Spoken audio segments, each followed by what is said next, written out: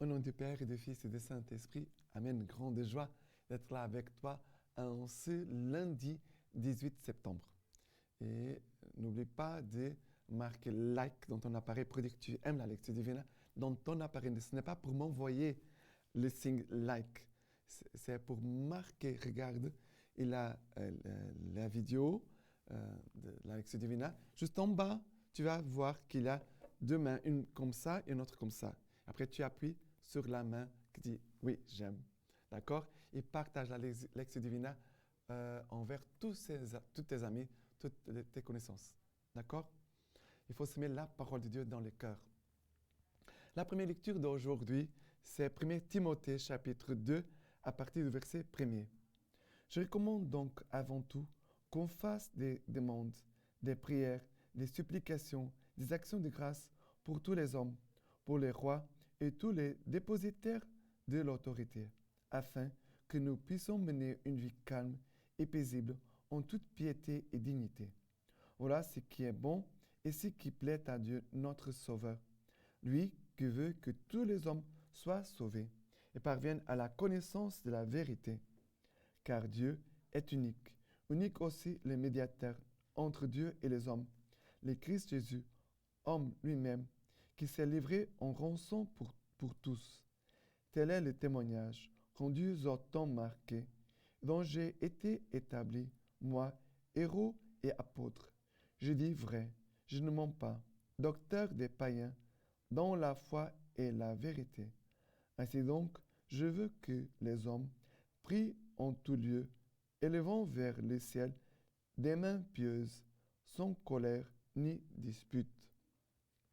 Alors ici, c'est Saint Paul qui parle encore, qui nous dit qu'on fasse des demandes, des prières, des supplications, des actions de grâce pour tous les hommes, pour les rois, pour les dépositaires de l'autorité, afin que nous puissions mener une vie calme et paisible, en toute dignité, piété et dignité. Ça veut dire que nous devons prier, il dit, des prières, des supplications et d'actions de grâce pour tous les hommes, ça veut dire pour toute l'humanité.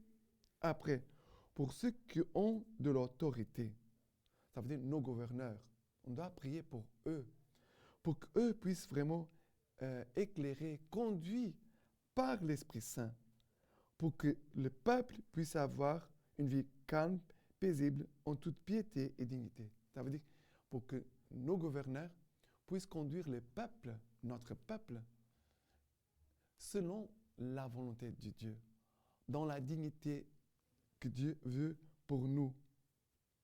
Une vie de paix et aussi de piété, ça veut dire en paix, une vie religieuse, une vie aussi orientée vers Dieu, et aussi en toute dignité.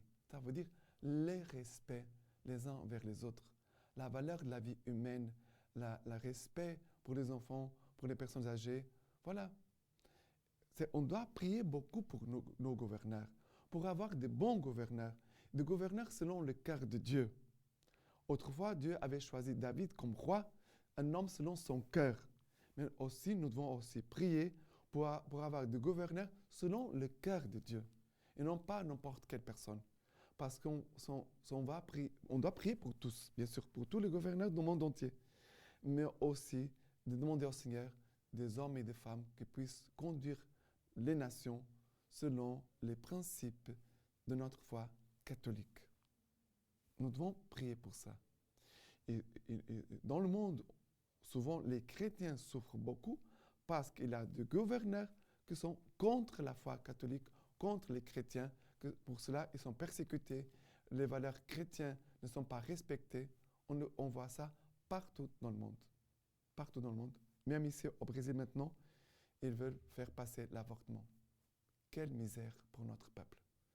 On doit bien prier partout dans le monde pour que les principes, les valeurs que le Christ a apportées sur cette terre puissent demeurer et non pas chasser les principes de notre foi chrétienne, notre foi catholique. D'accord? Et Paul dit, voilà ce qui est bon et ce qui plaît à Dieu notre Sauveur, lui qui veut que tous les hommes soient sauvés et parviennent à la connaissance de la vérité. Paul, il parle des gouverneurs, que ce soit des hommes de Dieu, des femmes de Dieu, mais son désir, c'est que tous puissent être sauvés et parviennent à la connaissance de la vérité. Quelle est la vérité? Qui est la vérité? C'est Jésus-Christ. Jésus-Christ notre Seigneur. D'accord? Voilà ce que nous dit la première lecture. Et maintenant, le psaume d'aujourd'hui, c'est le psaume 28 à partir du verset 1er. Il nous dit ceci. Vers toi, Seigneur, j'appelle, mon rocher, ne sois pas sourd. Écoute la voix de ma prière quand je crie vers toi, quand je lève les mains vers ton sein des saints. Le Seigneur ma force et mon bouclier, en lui mon cœur a foi. J'ai reçu aide, mon cœur exulte, je lui rends grâce par mes chants. Le Seigneur ma force pour son peuple, forteresse de salut pour son Messie. Sauve ton peuple, bénis ton héritage, conduis-le, porte-le à jamais. Ici, il nous dit 2 fois, le Seigneur ma force. Seigneur, force de ton peuple. Il est notre bouclier. En lui, mon cœur a foi. Forteresse de salut pour son Messie. J'ai reçu de lui aide. Sauve ton peuple. Bénis ton héritage. Je lui rends grâce. Conduis-le, porte-le à jamais. Voilà ces 2 versets à la fin de ce psaume qui nous invitent vraiment à avoir une attitude de foi envers le Seigneur et vraiment que lui soit le roc, le bouclier, la force de ton peuple. Et c'est dommage parce que quand nous voyons au principe du christianisme, beaucoup de nations qui ont embrassé la foi que Jésus nous a transmis. Et aujourd'hui, on voit des peuples qui ont perdu la foi. On voit partout dans le monde c'était des pays qui avaient une foi très forte, de grands évangélisateurs qui ont apporté la foi partout dans le monde. Je pense à mon pays, le Portugal, par exemple, un pays qui était très catholique et aujourd'hui, c'est un pays païen. Bien sûr qu'il y a des catholiques là-bas, mais c'est un pays païen, hélas. Ne laissons pas tomber la foi. Demandons au Seigneur la grâce de fortifier en nous la foi et que nous soyons des communicateurs de la foi, de la parole de Dieu vers les autres. Sinon, s'il n'a pas la foi, s'il n'a pas la parole de Dieu, la foi va disparaître. S'il n'a pas la ferveur, l'amour de Dieu, on va tout oublier, on va laisser Dieu de côté. On voit ça partout. Que cela n'arrive pas dans nos familles, dans nos pays. Et maintenant, l'évangile d'aujourd'hui, c'est Luc chapitre 7, à partir du verset 1er. Pardon. Après qu'il eut fini de faire entendre au peuple toutes ces paroles, il entra dans Capharnaüm. Or, un centurion avait malade et sur le point de mourir. Un esclave qui lui était cher. Ayant entendu parler de Jésus, il envoya vers lui quelques-uns des anciens des Juifs pour les prier de venir sauver son esclave. Arrivé auprès de Jésus, il les suppliait instamment. Il est digne, disait-il, que tu lui accordes cela. Il aime en effet notre nation, et c'est lui qui nous a bâti la synagogue. Jésus faisait route avec eux, et déjà il n'était plus loin de la maison, quand le centurion envoya des amis pour lui dire, « Seigneur, ne te dérange pas davantage, car je ne mérite pas que tu entres sous mon toit. Aussi bien, ne me suis-je pas jugé digne de venir te trouver, mais dis un mot, et que mon enfant soit guéri. Car moi, qui n'ai rien que des subalternes, j'ai sous moi des soldats, et j'ai dit à l'un, va, et il va, et un autre vient et il vient. Et à mon esclave, fais ceci et il le fait. En entendant ces paroles, Jésus l'admira et se retourna et dit à la foule qui les suivait, je vous le dis, pas même en Israël, je n'ai trouvé une telle foi. Et de retour à la maison, les envoyés trouvèrent l'esclave en parfaite santé. La première lecture d'aujourd'hui nous parle des autorités. Ici, nous voyons une autorité. Un homme qui a une autorité, mais son autorité, ça ne sert pas à écraser les autres, à faire du mal aux autres pour avoir du profit pour lui, pour avoir des honneurs, pour apparaître. Non. Quel est son souci de cet homme? C'est le bien de son esclave à qui il appelle mon enfant. Voyez l'amour de cet homme envers son soldat. Et nous voyons aussi la foi de cet homme qui a une autorité envers Jésus-Christ. Et il demande aux anciens d'aller trouver Jésus pour demander qu'il vienne sauver son esclave. Et Jésus va, accompagne les anciens, et cet homme qui a une autorité dit à Jésus, je ne suis pas digne même d'aller te retrouver, te rencontrer, mais Seigneur, ne te dérange pas davantage, car je ne mérite pas que tu entres sous mon toit.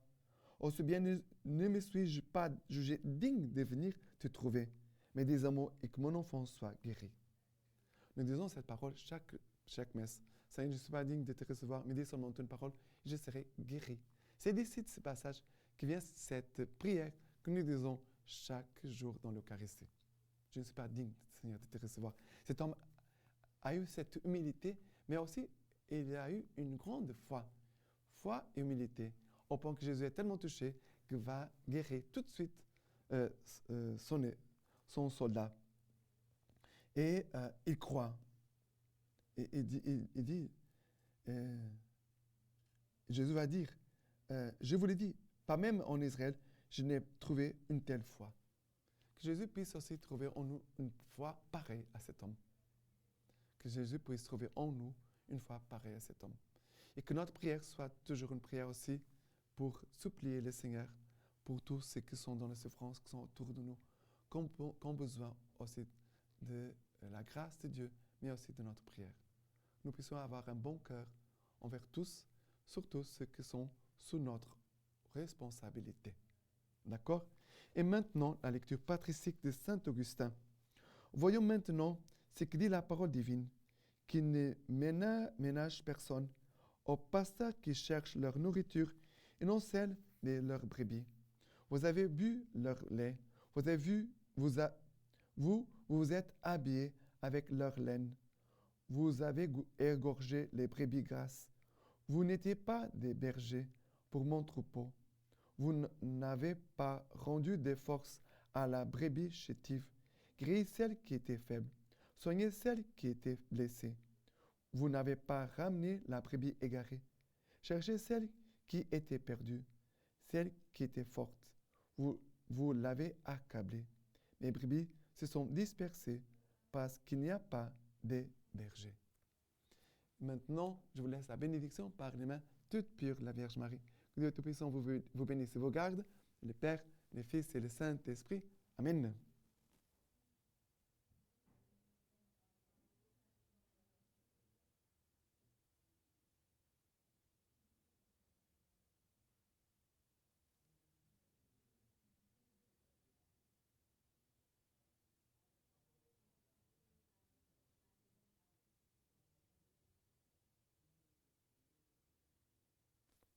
Wanderson? Wanderson? Wanderson? Padre? Sim.